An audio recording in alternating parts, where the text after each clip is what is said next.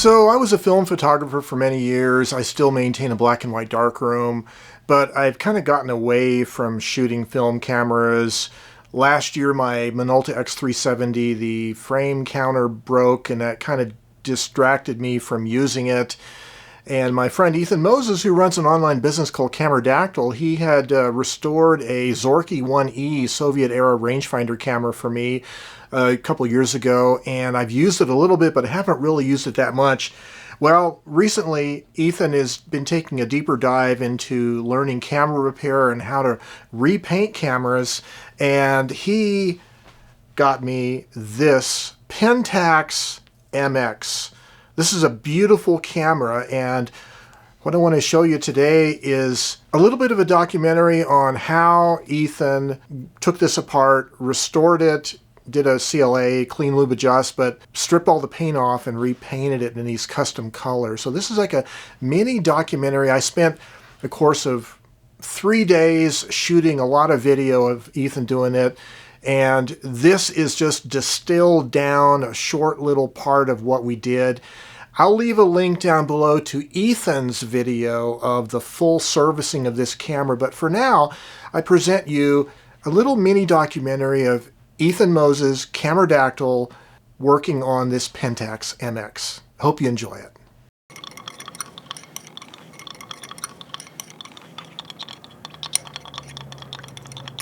Yeah, that's kind of a nice one.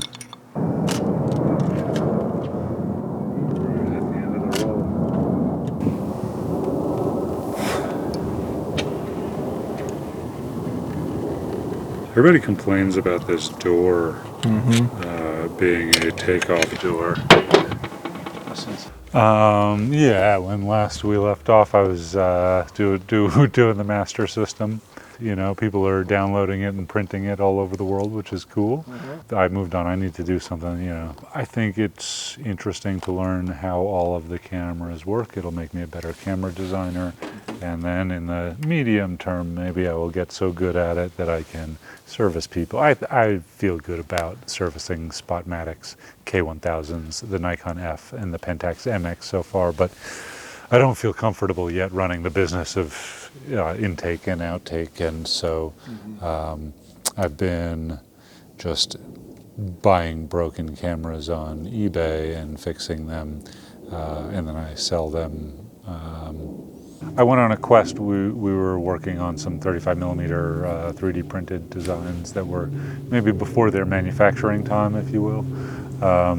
And a Zorky was a very inexpensive version of a Leica shutter, so the mother shutter winds up in a Nikon later in many cameras. I bought like half a dozen broken cameras from Satoru, Zorkys and Feds, took those all apart and fixed some of them, and while I was at it, I figured I learned, you know, 80% of a full like repaint job, and I should do that. And so we painted 3 cameras back then, 4 if you include Gerson's.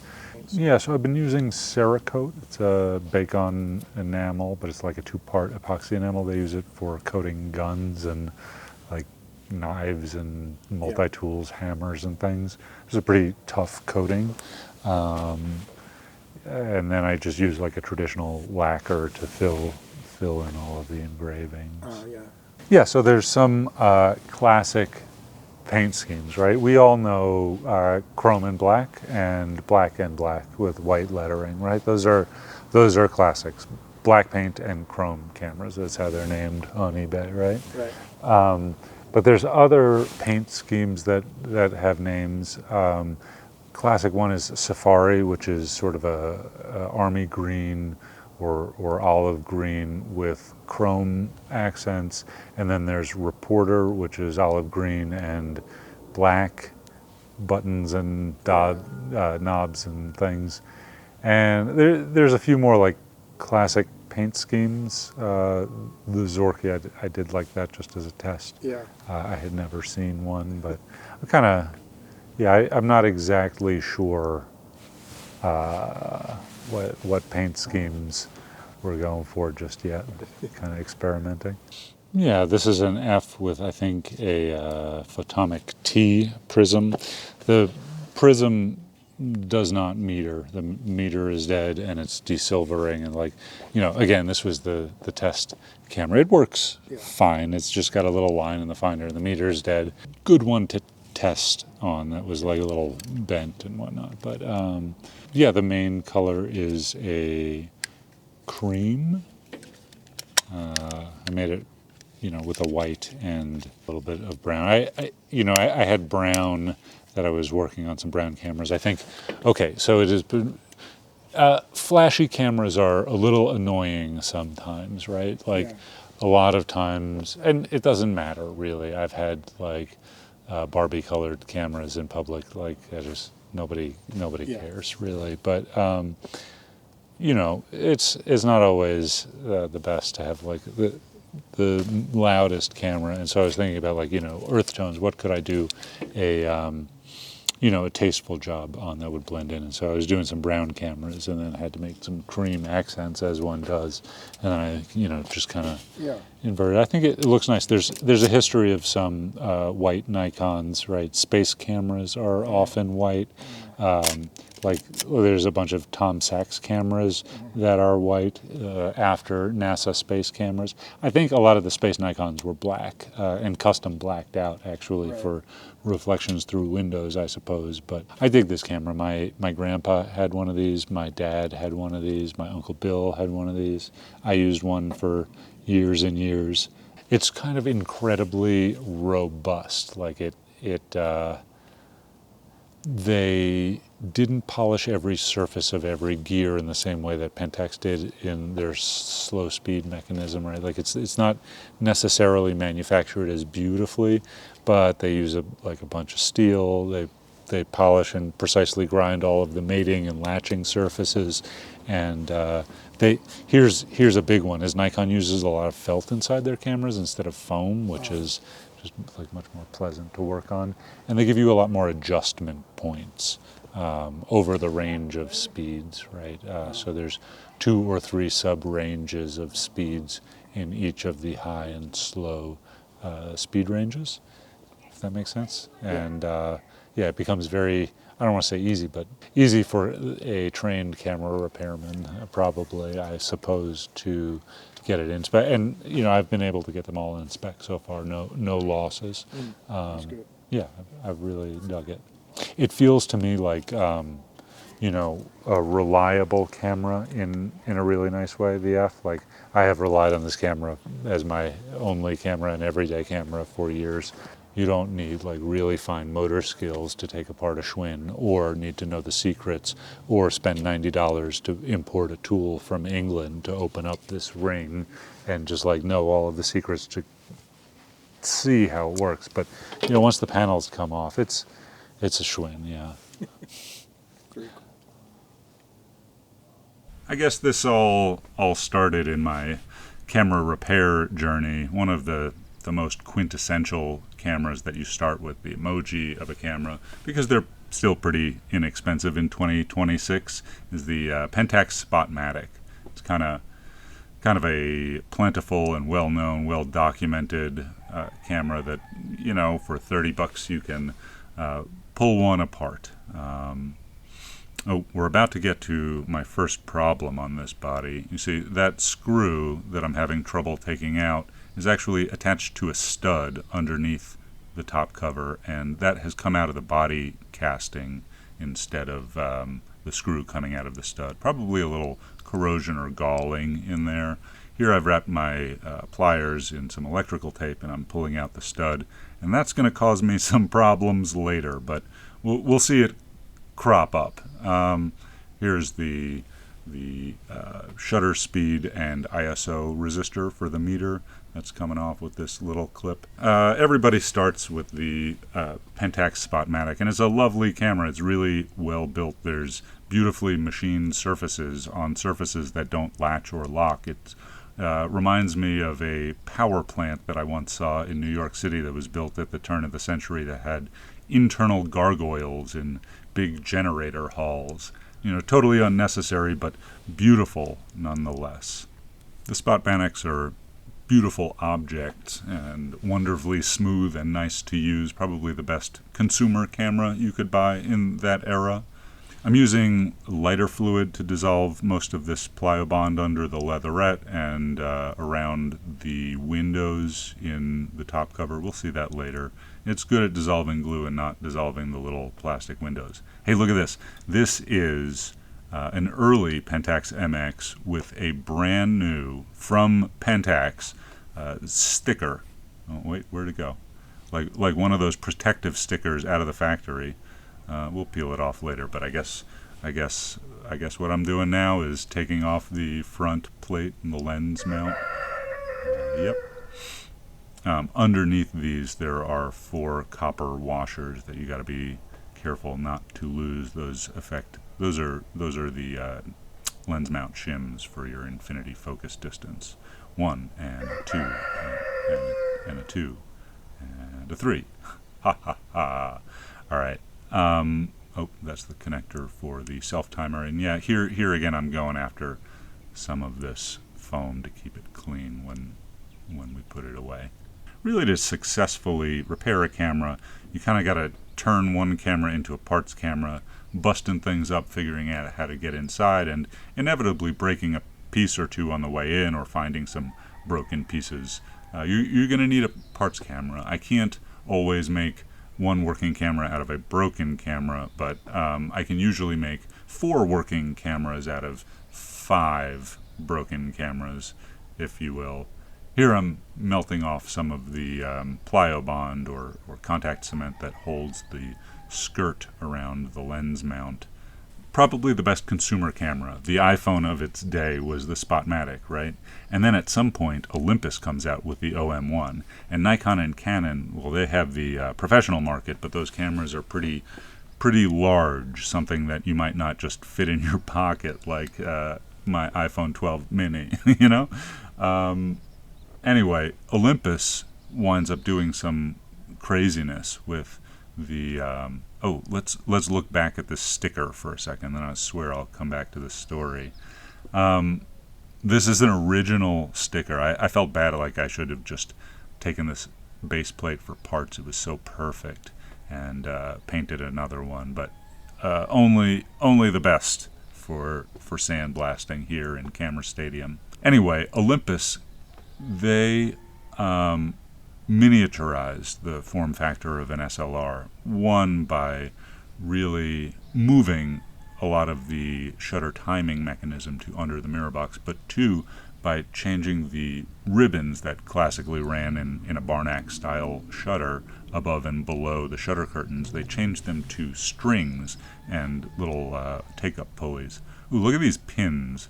These pins are responsible for disengaging electronically the flash circuit when you don't have a shoe-mounted flash up there. Very interesting. I don't know why they did it, but I see how they did it. Here's part of the great expense in camera repair is just time melting and picking these boogers.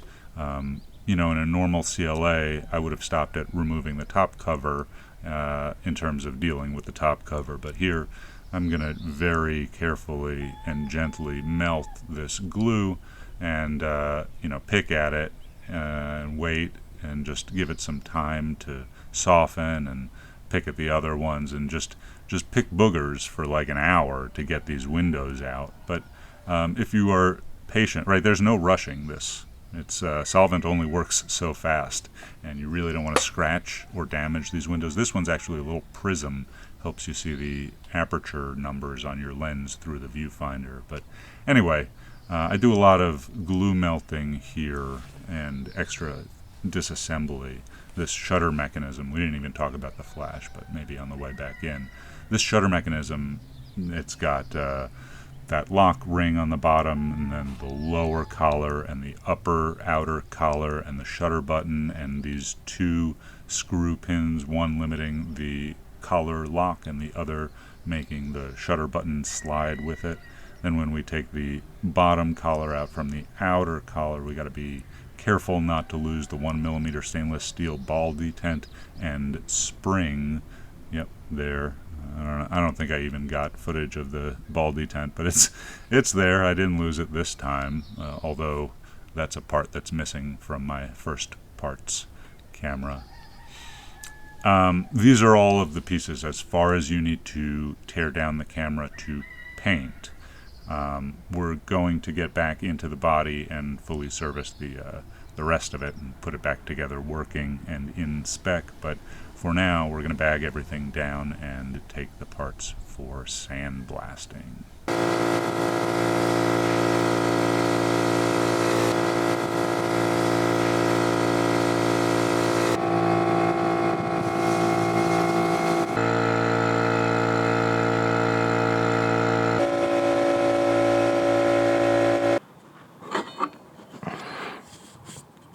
The worst job in photography. Easily. Very uncomfortable, but it's an economic problem. It's not really with bead blasting itself. Painting is spec'd, pressure, temperature, nozzle size, all of that by the paint. Right?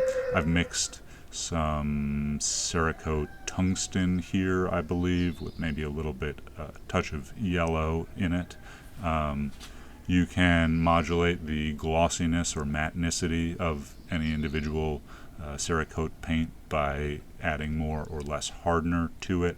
And also I find changing the distance or flow, how much paint you're laying down per layer. But also the hardness really affects how thick and goopy or thin it is, which will change the finish. We're going for a semi-matte paint here. Let's go back to Olympus finally. Olympus made, the OM1, and I think really started threatening Pentax's market for the best consumer camera you could get, right? Which wasn't like the do-everything Nikon with a giant-ass lens and a bag full. It was just like a nice camera to carry that was beautifully made and worked really well. It was easy. And then, there was the OM2, 3, and 4, which were a little bit more electronic, but sort of retained that tiny body size. And wonderful cameras, right? And I think it scared Pentax a little into making the MX and maybe the MV, MG, ME Super series small bodies. And I really love that Pentax, they took from Olympus the shutter ribbon to shutter string transition, but they retained kind of the same logic of the Spotmatic, which is really related to the logic of the Nikon F of the Barnack Leicas. They retained that logic and sort of shrunk it down. Anyway, it's an all mechanical camera except for the light meter. The light meter is new enough that the cells never go bad. It's just it's that sweet spot for me of very reliable in a number of ways, right? I don't think it's going to break. I think it's very durable, but also it's like very fixable and understandable, and the ways that it fails are usually catchable. Like it's just in most of the ways in which a camera can be reliable, I think the MX is. It's got an accurate light meter. Its shutter speeds, even at the high speeds, are I'm batting 1,000 right now for getting them all in spec, whereas sometimes a Spotmatic really doesn't want to go to 1,000th of a second. It really wants to be a 750th, and you can get there with some tricks and compromises. But anyway, the MX is just the shutter timing mechanism seems much more reliable. I don't know, much more reliable, much more easy to get in spec, I should say. Anyway, we're painting the orange here, making a huge mistake of leaving the oven open, and I will never make that mistake again. And the back bottom edge of Joe's base plate has a little bit of a oranger tint to it than I would have liked. That was a mess up on my part. I saw it when it came out of the oven, and here I'm doing it in the video. I've gotten pretty good at servicing a bunch of these cameras, certainly the MX and the Spotmatic and the Nikon F, but I still feel like I have an infinite number of mistakes to make before I could really do a great job on every single camera painting them, right? Before I could hang out a shingle, so to speak. Anyway, I'm filling the engraving here of the baked paint. This is day 2 in the morning. I'm filling it with a Markal, Markal lacquer paint stick. I think these are designed to mark like rusty girders on industrial machinery. They'll mark anything, and it's kind of like an oil paint.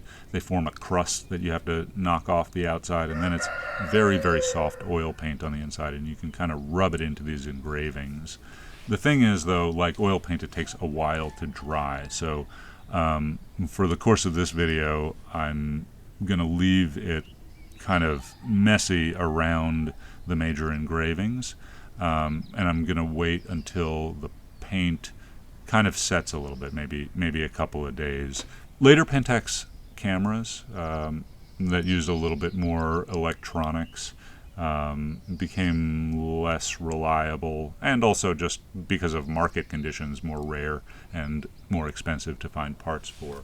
Something like a Pentax LX has a feature set much more like a Nikon F3, and those are also beautiful cameras, but of the bunch that I have bought and sold over the years, I don't think I've ever seen one that's fully working, and it's out of that sweet spot. It's got too many features, and I don't want to say the build quality of the LX is bad. It's quite nice, really, but then you get into the 90s plastic autofocus SLRs, which are just completely unreliable at this point, although have incredible like pre-digital accuracy or precision.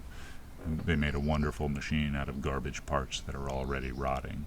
Anyway, back to this MX. We're letting that paint dry a little bit. I'm going to smudge it inevitably with my fingers, but while that's happening, I'm going to continue tearing down this body so that we can give it a full service and make sure that it is working quite nicely, really. Check the meter. This meter was dead on. I did not need to adjust it on this one. That was nice. Making sure that I can see the shutter speed change as I change the shutter speed dial. Here's Joe looking at the camera, and I'm going to set up the laser cutter and cut some nice gray leatherette. I've already made scans and DXF trace files of all of the MX leather. I just try and apply these nice and slow, work them down around the holes with a tweezer. Be gentle, don't get any bubbles. I really love this camera. It is very small, maybe the smallest SLR, or full frame 35mm SLR, whatever, caveats. It has a ton of great lenses. It has a really reliable and precise shutter. It has a very reliable and accurate meter. It is optically very bright. It gives you all of the information in the finder. It's just like, I can't do better. For a small camera that you take with you and don't have to carry like a ton of gear to Burger King,